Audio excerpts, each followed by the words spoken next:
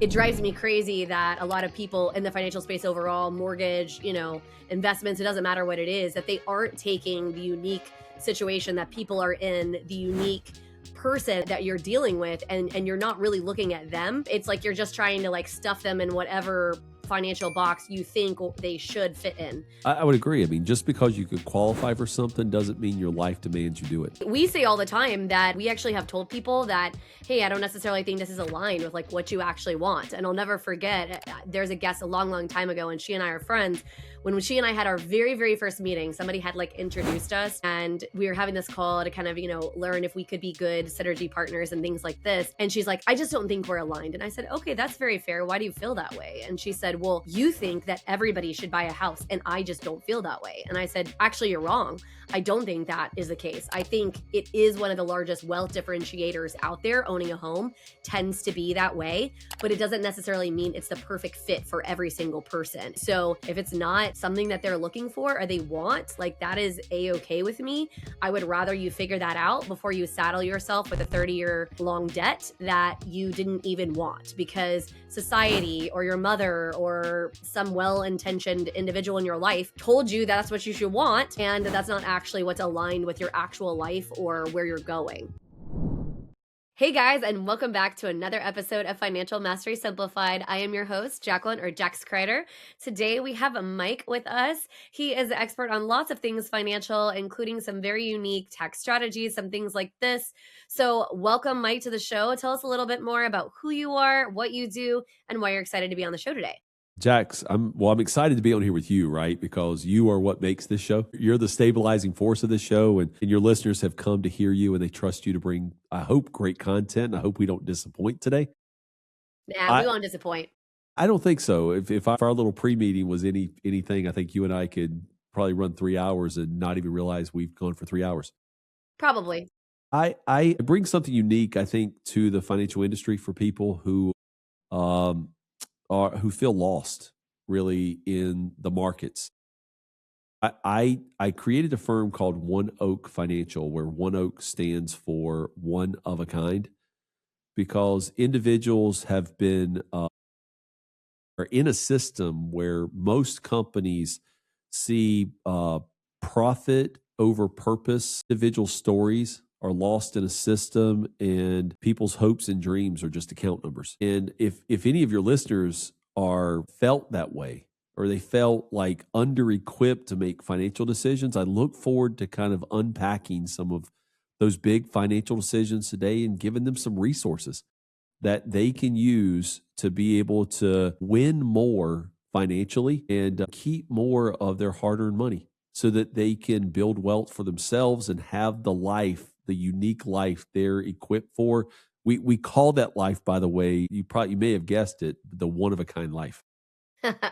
No, and I love that. We're very much aligned on that, because I will tell you, in the mortgage space, I feel like a lot of people overlook that specific situation, and it's something that we are very big about, because the truth is that it doesn't really matter what kind of loan program or option or any of this you choose, right? Like, because I'm not stroking the check and I'm not paying the bill, right? You are. And so it drives me crazy that a lot of people in the financial space overall, mortgage, investments, it doesn't matter what it is, that they aren't taking the unique situation that people are in, the unique person that you're dealing with, and you're not really looking at them. It's like you're just trying to like stuff them in whatever financial box you think they should fit in. And that just drives me absolutely batty. So we're very much aligned in that thought process, just kind of on different aspects of the financial coin, I guess, if you will.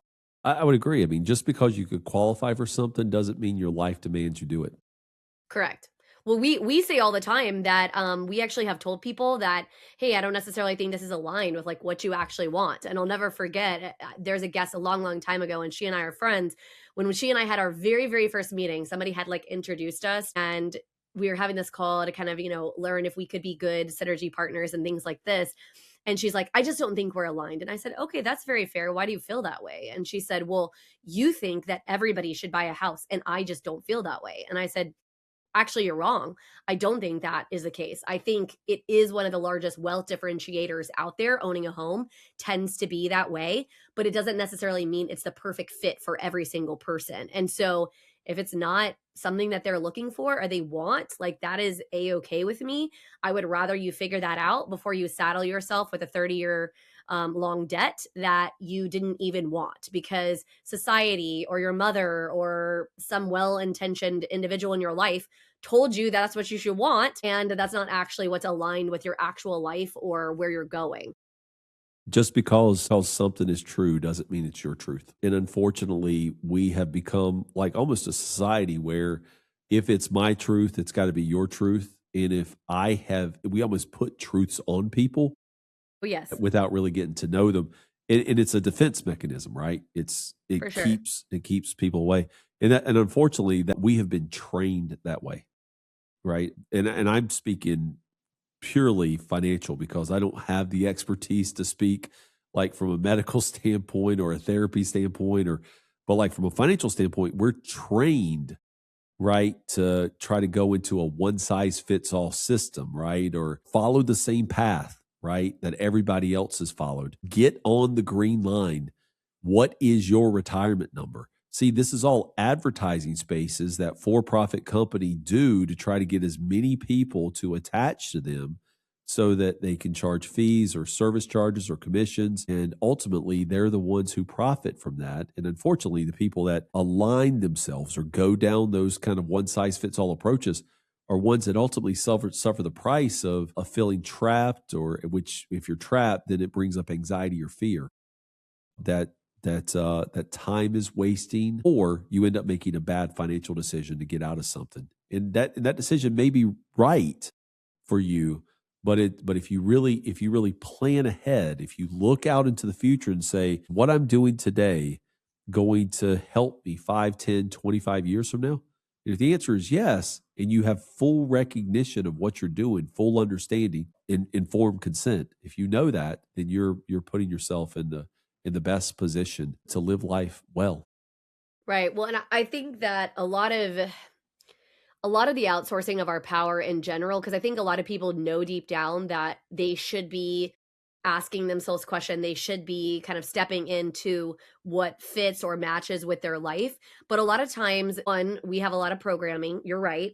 And then the other thing is there's a lot of overwhelm on not only stepping back and like having awareness within yourself of like what actually fits your life, but then also trying to find people that aren't so entrenched in the mentality that they're going to try to shove you into a box, right?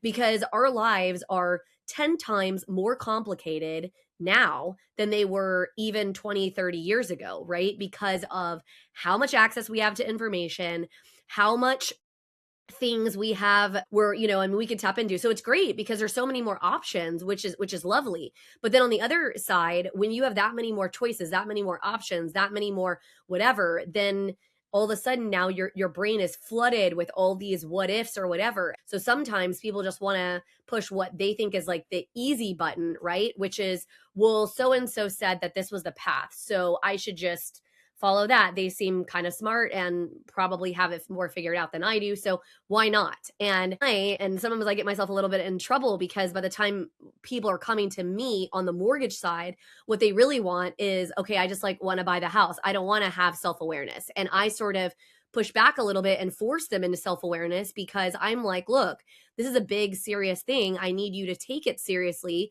and I want you to ensure it's going to match your life because otherwise, due to the fact of the size of this large debt, right, that you're taking on, it can really torpedo your whole life if you're not super super careful.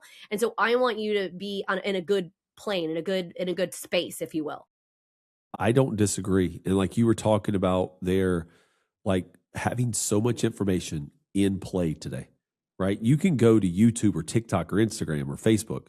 You can go to community colleges. You can go to school, right? You can go to any platform out there and get somebody's opinion on things that are right for them that they're trying to make right for you. There's so many coaching programs that exist, so many I beat the odds and I want to teach you to do the exact same thing I did. and it's become its own economy. To be perfectly frank with you, it's the coaching economy that has just come into play the last 4 or 5 years to the masses. Now it's been around for 10, 12, 15 years, but the Tony Robbins of the world, right? The rich dad poor dad, Robert Robert Kiyosaki. Kiyosaki, right? Those guys have perfected it, but then they've created all these mentor wannabes who are saying just because my truth, it improved my life, it will improve your life too. And that's not the case. We're all unique. Somebody else's path may help inform your path, but you cannot follow their path exactly. Correct. Well, that's why, like, so, and you don't necessarily know this about me. So, besides the mortgage company piece, Financial Mastery Simplified, which obviously is a podcast, but it also there is some coaching course kind of platform stuff that layers with it, and the entire intention of everything that I do on that side, like my biggest program is called Financial Instincts Framework, and it's all about understanding and figuring out what your financial instincts are, not what Mike's is or Jax's or Yeah. whatever my path. It's like, what are yours? And then how do we leverage using our own mind and then technology as well as good financial principle to meld this together to figure out what path makes the most sense and is the easiest to walk? Because that's the other thing I think a lot of people really don't think about. You talked a little bit about fear and anxiety, right? And how fear and anxiety sort of kind of start cropping up. I think a lot of fear and anxiety also come from not walking in the path that you were meant to walk down, right? You're trying so hard to shove yourself in a box in which you don't belong that you are getting frustrated, and the anxiety is just through the roof, and you're upset and you're angry, right? I know that I experience this a lot because I am a natural born pleaser. Even though I have a very strong personality and I really do like to kind of make my own rules, so to speak, I very much want to try to please people. And so for forever, I was trying to shove myself into boxes, and it's infuriating, and it's also very anxiety driven because it's like you don't fit there, like something's off or something's wrong, but instead of acknowledging this and trying to find out what way, trying on different hats and seeing which one fits you, we just say, "Oh, well, I have to stay in this box. Like this is the only choice. I mean, what else am I going to do?" I mean, this is an amazing conversation. I mean, I cannot think of what better conversation we could be having than how to help people realize, right, there's a technical term for what you described. It's called money scripts. To help people realize what their money scripts are. Because if you understand, and these are developed like early in life. Very early. Yeah, I'm also a college professor. I teach principles and ethics of financial planning. I teach personal financial planning at Old Dominion University in Norfolk, Virginia. And so I don't bring like my academic work into the podcasting world often because I'm also practicing financial planner and author. Like I've written books, and we tend to talk more about the books and the active much. But this academic conversation about money scripts is a conversation that people need to have. And I could lead you through and this may align exactly, Jax, with where you are, and it may be just a little bit off slant. But if people would just ask themselves what their first memory of money is, and they would write that down, like, what is my first memory of money? And then if they would write down, like, how did I feel? How does that impact me today? Am I following the same things? Because if you think about the first memory, it's going to be like, if people were truthful with themselves, like just, I remember going out to dinner with my family and not being able to order a Coke, and I really wanted a Coke, right? I Or remember, mom or dad said money doesn't grow on trees. correct, right? Very common one. There's so many things that if you would really go back as far in your history, right, as you can into your childhood, and think about like when money, what saying mom and dad, whoever brought you up, whatever they said, how that made you feel, then you're on board to creating new money scripts, rewriting the scripts. And if you don't do that, you end up following the same script over and over again. By the way, it's mom and dad, but it's also teachers in school. It's For sure. parents, it's parents of your friends. Like if you had a really close friend and you saw, those guys always going to Disney World and you and your parents never did, and that person was always talking about going to Disney World, and you're like, man, I wish I could go to Disney World. I guarantee you, if that was somebody's really first memory of money, I would guarantee you, you've got a Disneyaholic now, right? Because they missed it in their childhood, and so now they maybe overspend and do that. And really, what you're missing is you enjoy Disney World so much because you didn't have it early in life. For sure. In rewriting money scripts, like the financial therapy that needs to go on, is will change. People always talk about, I want generational wealth. Well, if you want generational wealth, if you want financial security, something everybody else says, I don't want to have to worry about money. If you go back and rewrite money scripts, that's the path to generational wealth, financial security, financial stability. And until you do that, the same patterns will repeat themselves over and over and over again. So it's interesting. So I definitely grew up in a situation where very, kind of lower middle to upper middle class, kind of depending on the period you're speaking about, right? On my family.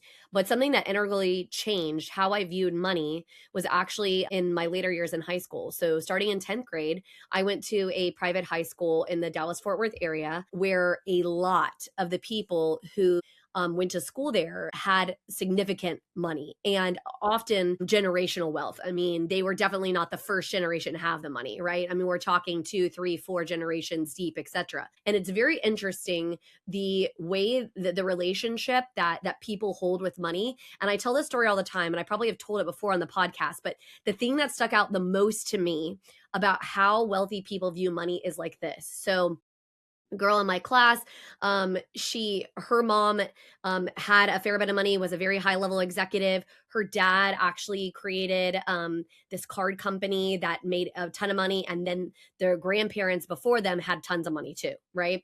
They lived in a huge house. It was giant. I think it was about 15,000 square feet, and we would go over there sometimes after like dances or things like this or whatever, and like hang out, do stuff like that. And my mom is interior design, so I naturally, look at things within houses because of how I was raised. And so at the very end of a long hallway, there's this very nondescript cabinet, and there were these beautiful things inside the cabinet, and they kind of sort of looked like bracelets is the best way I could describe them, but they were a little too big to be a bracelet. So I couldn't quite figure out what they were. And so I went up to her mom and I said, "Hi, Mrs. So and so, at the end of this hallway, there's this beautiful cabinet. There's some beautiful things in there. What are they?" And again, remind yourself, end of a hallway, nondescript, nowhere like out, very in public display, just, kind of nondescript hallway. And she said, "Oh," very casually, "Oh, those are baby crowns." And I said, "Baby what?" "Crowns, like for somebody's Yeah. head, like royalty crowns." And she said, "I collect them." And I was like, and it's the best illustration that I can say, because here is this incredibly unique, incredibly valuable collection, and it's at the end of a hallway. Like, it doesn't even matter. Most people, if they could achieve a level where they were purchasing baby crowns, it would absolutely be the pinnacle of their household, right? The second you walk in the door, there would be the curio cabinet with all the beautiful crowns. There'd probably be like some kind of thing that told you what they were and whose baby crown it was or whatever the heck. But that isn't how real wealth looks.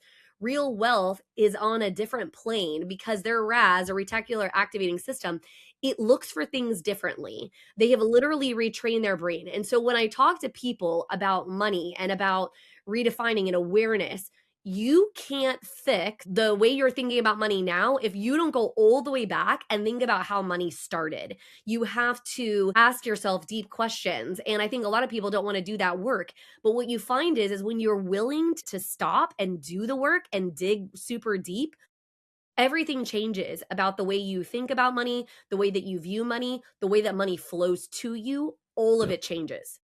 It goes from being, for some people, something that's scarce to something they all of a sudden now see as abundant.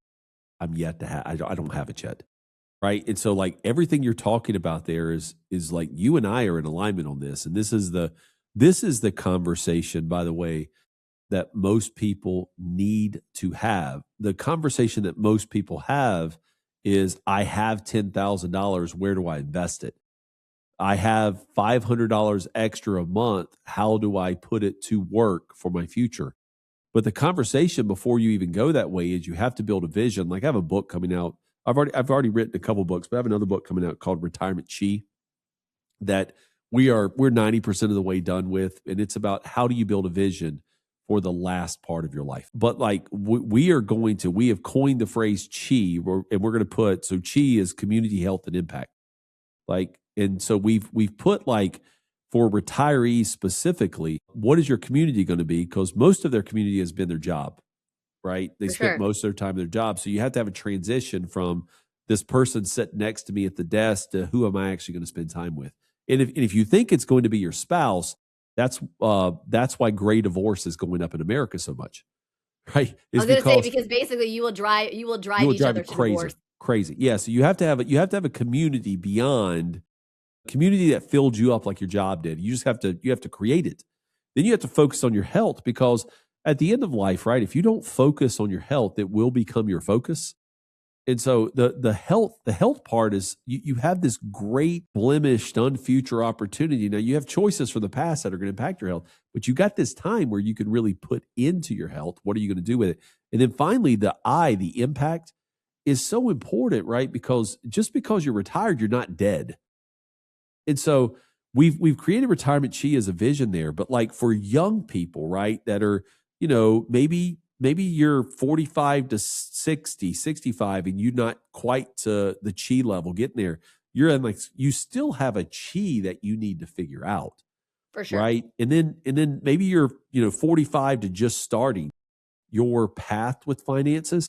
There is a vision or a pathway that you have to create for yourself before you head out to, am I going to go all in on crypto or am I going to, fully fund my 401k? Am I going to purchase an IUL? Because unfortunately, right, all three of those things, crypto, your retirement account, or IUL, if you talk to the wrong person, they're going to put you 100% there. And until you know who you are and what your values and what your need for the money is, how in the world do you possibly know how to work with somebody from a financial standpoint? Education is like the key. And in the misalignment, just because somebody speaks well, just because somebody can give you the pros upon pros upon pros upon pros of why their solution is the best, but they always negate the con, the con, the con, the con, because as a salesperson, you have to sell something to make your dreams come true. But until you know who you are, until you build out and you learn your money scripts, you learn about what choices, what patterns, people that are somebody who's gotten a place you have, how did they get there? How do they think? Until you understand that, you are just doing what either a salesperson or a corporation wants you to do. For sure. Well, and people, it's so funny because I get some of the distrust because the truth is that a lot of people in both of our spaces, right? It is all about the money for them, right? That is their sole focus is, how do we push more money, etc. But it literally, this is why it's so important and why I'm so passionate, not just about education, but also doing the podcast is ensuring that people have good information because the truth is it starts with you, right? Only you can tell if the advice that I'm giving you, that Mike's giving you, that anybody is giving you is the right advice for you. And you cannot be afraid to push back and say, actually, like, that's not in alignment with what I'm looking for. Or move professionals, right? Like, also, sometimes things have a season in life, right? So, somebody who fit at one point in your life, like, it's okay if they don't fit in the next phase. But if you're not asking yourself hard questions, if you're not bringing yourself into awareness, if you are not, if you don't have that courage to step out and understand exactly where you ride, then guess what?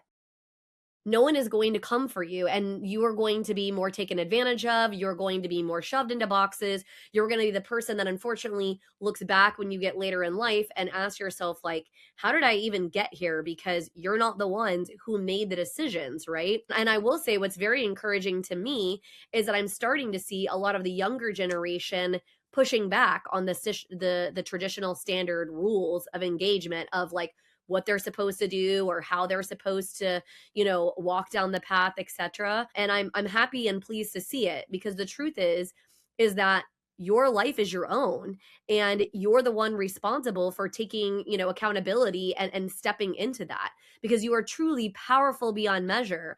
But the issue is that if you don't step into that, then all you're doing is just trading out that power to whoever will take it from you.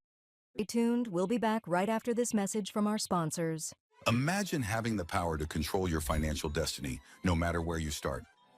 Welcome to the Financial Mastery Simplified course and resource platform, where financial education is tailored to your unique journey. We cover everything you need, from basic budgeting and saving strategies to advanced investing and retirement planning. Learn at your own pace with lessons that match your level of experience. Whether you're a beginner or looking to enhance your financial knowledge, join our community of learners and benefit from shared insights and expert guidance. The Financial Mastery Simplified course and resource platform equips you with the skills and confidence to take charge of your financial future. Ready to master your finances? Enroll in our courses today at the Financial Mastery Simplified course and resource platform. Start your path to financial independence now.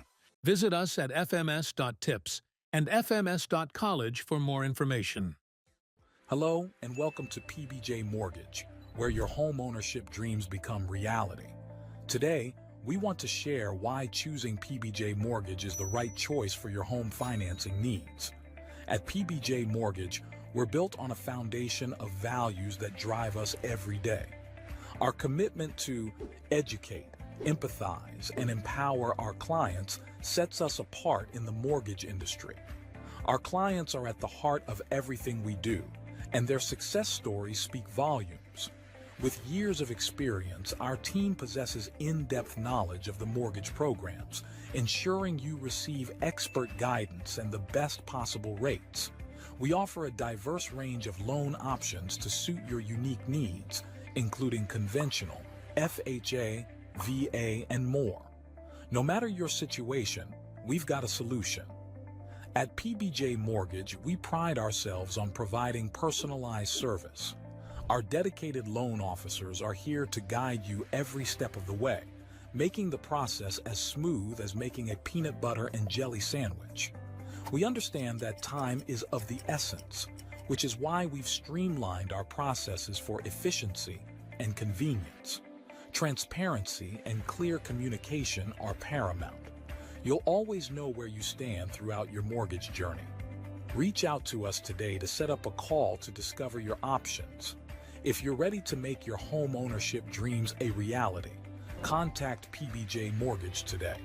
Let us empower you during this exciting journey. Phone number 4-693-733-107 www.pbjteam.com. Visit our website or give us a call to get started. We look forward to helping you secure your future home. PBJ Mortgage, where home begins. Thanks for your patience. Can I tell a quick story? Yes, please do. When I was younger, I'm not quite 50 yet, but the days are ticking very fast when I turned 50 years old. But when I was in my 20s and 30s, and even today from nostalgia, I still love this place.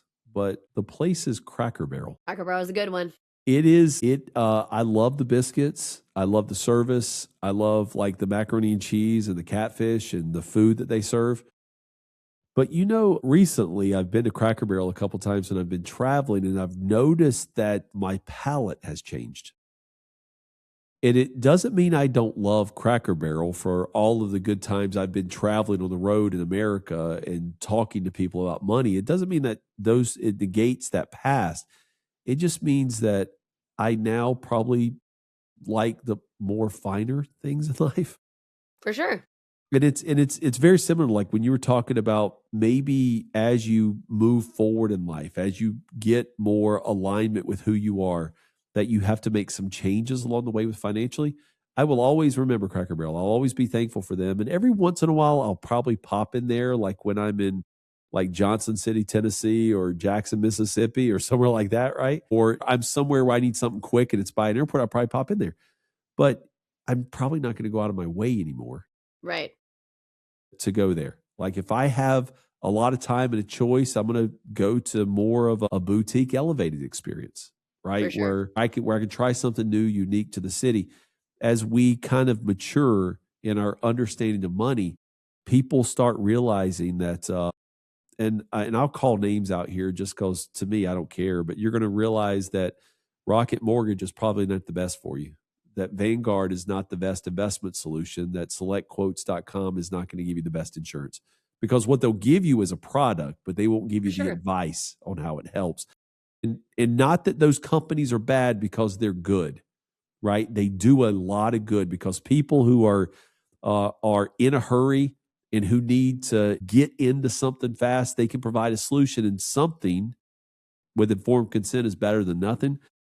But we have investment portfolios that do the exact same thing Vanguard does, that beats them by 4 or 5% a year and compounded over time. That's a lot of money, right? We have insurance products that, when fully explained, people realize they don't need them. And I'm sure you have mortgage solutions that are different than like Rocket Mortgage has, that when you fully explain them, help people realize that may not be the best thing for me. For sure. Well, that's the whole thing is like everything has a season. And I think that that's the other issue that we deal with a lot in money that's not talked about as much as it should be, which is the shame piece. So a lot of times we have like we're floating through life. And so first of all, there's not nearly enough financial education younger. So I love that you're a professor and that's one of the things that you do is teach on this, because there is such a lack of education, right? We teach everybody about Pythagorean theorem and algebra and all this other crap that they probably won't ever use ever again in their life.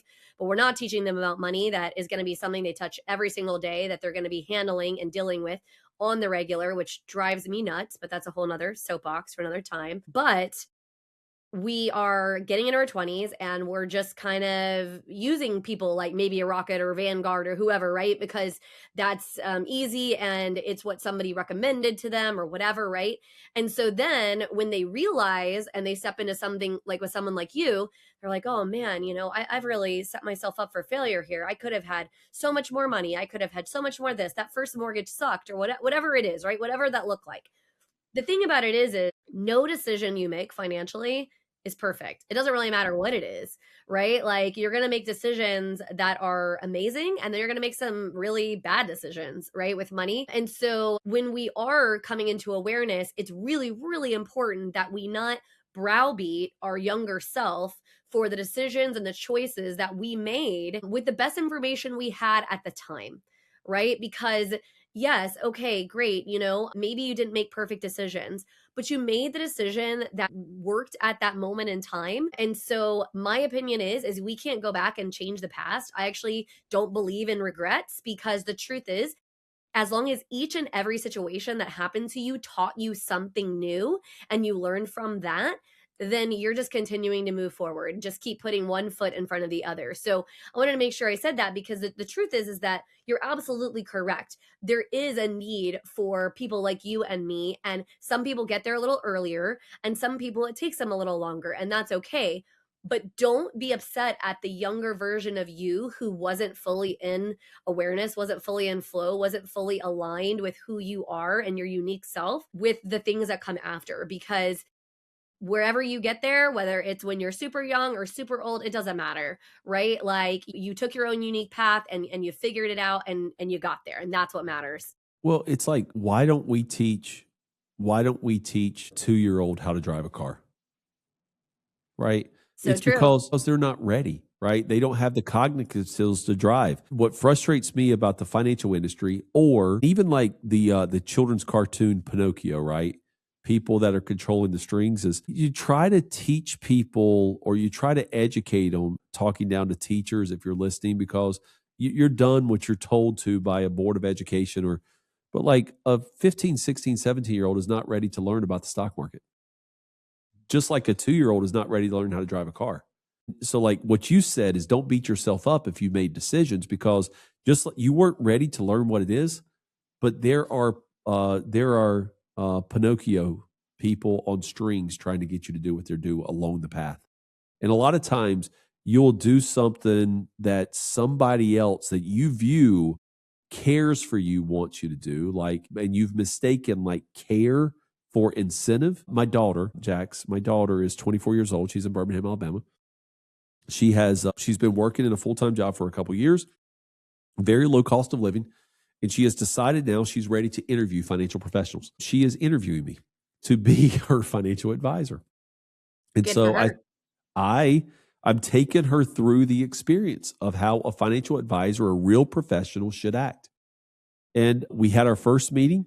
I emailed her some things to consider and solutions, and she responded back. And her last bullet point, very well worded email, but her last bullet point to me is she said, I need you to disclose to me if there are any potential conflicts of interest. Because Dad, I need help. She didn't say Dad. She said, I need help with money. I see my daughter, my little 3-year-old daughter saying Of course Dad. you do. Right. But she said, I need somebody to help me with my money, and I am going to choose somebody to work with. And you are the best person I know. And I believe you're one of the best in the country with handling money, but I don't want our relationship to be all about money. So please tell me in advance those conflicts of interest. My closing ratio of new prospects to new clients may actually go down because my daughter may choose to go work with somebody else. But I wish I could put the boldness of that 24-year-old girl into all of America when it came For to sure. finances, because she has done her research, mainly because I have told her for years to do your research. When she was 16, we had invested money for her, but I told her, I said, invest in something that you believe in. And you know what she believed in? She believed in Chipotle. And so she put all of the money in her investment account in Chipotle, and it tripled in price over a period of time. Now she's asking me, should I invest more in Chipotle? And I'm like, no, that was good at that time because you were learning. Now it's time to really do something different. But I would love for people to be as bold to ask questions, more questions. You are not, if you're working with a real financial professional who's in it for the right reason, there are no questions that can't be answered. Correct. And if they try to rush you in the decision, they're in it for a different reason, or they're just not the right fit for you. There's no doubt. Like if you look at polls that puts professions like customer satisfaction's next to professions, there's no reason that people that are transacting for commissions are looked at like used car salesmen, right? Whether that's acquiring a mortgage, selling a life insurance policy, helping with investments, because the professionals, try to go too fast. And so if you don't find, like you as a listener, you don't find somebody who will go at your speed when you're ready to make the decisions, there's so many people out there who can help you. And be bold like my daughter and ask the tough questions. And if you don't know the tough questions to ask, that's where like the education piece comes in, like Jax's program or like the personal financial planning class that I teach. Like that's where you go to learn the questions to ask. And if you're really hungry for education, get educated by somebody who doesn't at the end of the equation have something to sell you, because that really is the best education, right? Because they have pure intent. If you're getting educated by somebody at the end who's going to say, sign a document to move money to me, you may want to move on. Don't disagree with you, and I love that was your daughter's attitude. Oh my gosh. It's so important. It's so funny to me, and I think it's because we live in an era where social media, everybody's living in the highlight reel. It's like people are so terrified to make a mistake or to ask hard questions because they're afraid that they're going to fall flat on their face or whatever. And it's funny.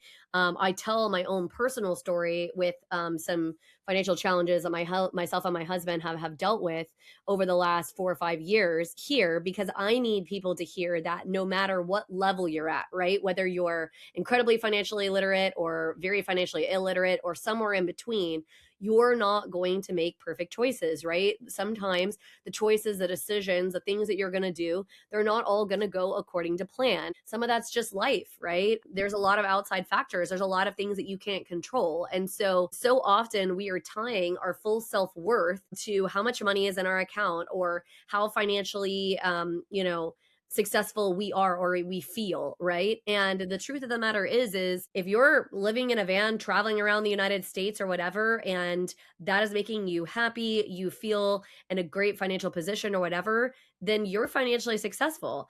And if you have $1 million in the bank and that is the path that you want to live, and this makes you comfortable and in a good financial position and you have financial awareness, then you're financially successful. Like there's no necessarily right way, but people are just convinced that that's not the case, that there has to be a right way. You can't be, telling the truth. Because I joke, and actually it's so funny because I get told all the time when I do social media that I'm not definitive enough because the answer to every question is it depends.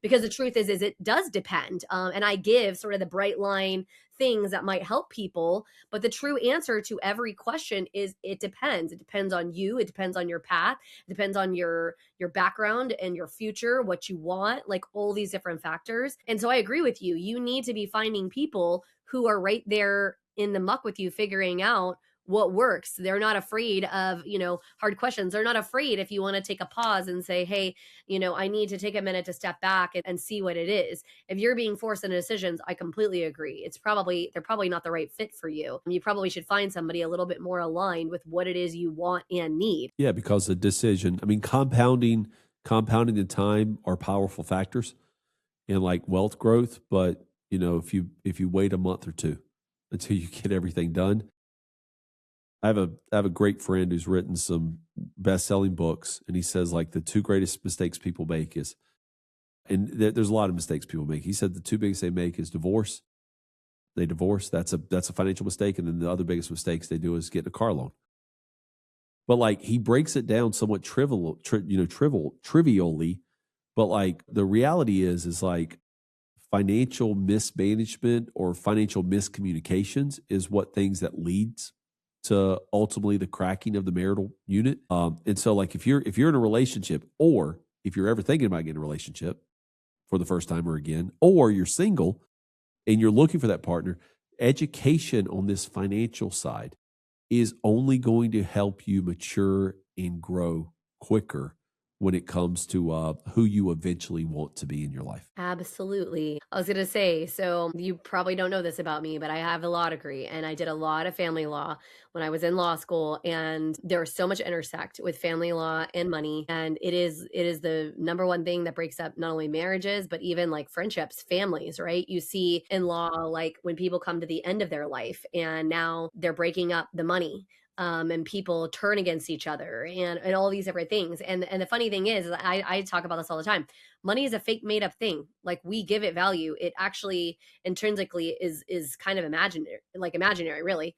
And so we're fighting and we're destroying lives and families and relationships for what? For this fake thing. And so it's super important to remember when you are coming into awareness with money and things like that, that it is literally just a tool, right? It's a tool to get you to where you want to be, for you to live out your fully intended God-given purpose, right? Like these are the things that it is supposed to do. And it is powerful. It's super powerful.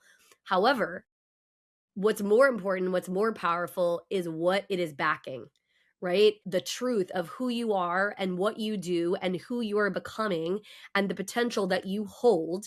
And money can just take that and push it forward and just allow you to explode and the message and who you're intended and supposed to be. Or it can destroy you. It can pull you down. It can destroy your relationships. And you have the power to choose that. A lot of people don't realize because they think that money is happening to them. It's not, right? A lot of things in your life, they're not happening to you, Yeah. right? And so you have to get out of that mindset. You have to break free from this prison that you're putting yourself in and realize and see money for what it is, a simple tool that can be powerful beyond measure and make you powerful beyond measure. But the real person that always held the power and always held the potential was you. You were always the one holding all the cards. But if you choose to not see it that way, it will forever chase you, and all the stories and all the things and all the societal pressure and all of that is just going to come and continue to chase you and try to weigh you down and drown you. And so only you can make that choice. That is a powerful message. that you just gave. Like it should be, this is your life, right? The sun, they say, is the center of the universe. But the reality of all of our lives is like where our feet are, where our presence is. That is really the center of the universe. And whereas like money is a tool, like you mentioned, I would say money is I drive home money is a tool even more important. Imagine your great, great, great, great, great, great, great, great, great. So 10 generations back left you an inheritance. And all you only get it when you're 50 years old. And all of a sudden, this it just appears on your 50th birthday. And it's a box of whale teeth. You're like, what in the world is this? And there's a note written in there that says, in today's, when you receive this 500 years later, this should be worth 10 million whale teeth.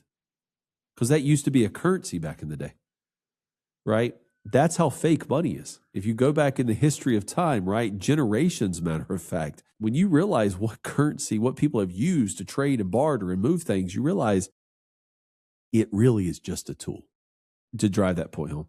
And until you embrace that you are the center of the universe, money is a tool, and you have the power. I have the same 24 hours in the day Jax does as you, the listener, have. Same exact 24 hours. When you realize that and realize how you spend it, and I'm not preaching here to say change everything you do in your life, but you have the ability to change everything in your future, because one of the biggest truths that I have learned in my life is that the future is spotless. Everything that way in my life is unwritten, and I can control some of it. I can't control it all. I can control like where I walk, where I am, where I be. I can control my calendar, but I mean, I can't control like if silver goes down 36%. I can't control if the financial crisis or home values decrease. I can't control a lot of stuff out there is way beyond my control. So I just let it go. And I wake up every day with the purpose that I'm going to help someone by educating them, coaching them, or planning with them. Every day, it's my goal. I'm going to help somebody. And like, I mean, my team at One Oak Financial, my team at One Oak Puerto Rico, my team at One Oak Collective do a great job of putting the right people on my calendar. And there's people that are booked out 3 or 4 weeks, and I don't know who they are. I'll get to know them. And when I'm present with them, I am present with them. I'm present with nobody else. My mind's not over here. Guys, I just tell you that the encouraging thing about the whole conversation I think we've had today is that you're one of a kind. That's who like my company is. That's what Jax stands for. And I would say you just, the sooner you embrace it, the sooner you're going to be able to make the complex simple. I love that. Yeah. And I mean, this has been such a powerful conversation. And thank you so much for coming, sharing your expertise, your insights. Hopefully, you guys have found this episode super helpful. And Mike, tell us a little bit more about, kind of where they can find you, how they can interact with you. Yeah. Tell us a little bit more about that. Well, we have an Amazon best-selling book out there called The One of a Kind Financial Plan. So you can go to Amazon, just Google The One of a Kind Financial Plan. You're going to see Mike Milligan right there. Support us by buying the book. Read it.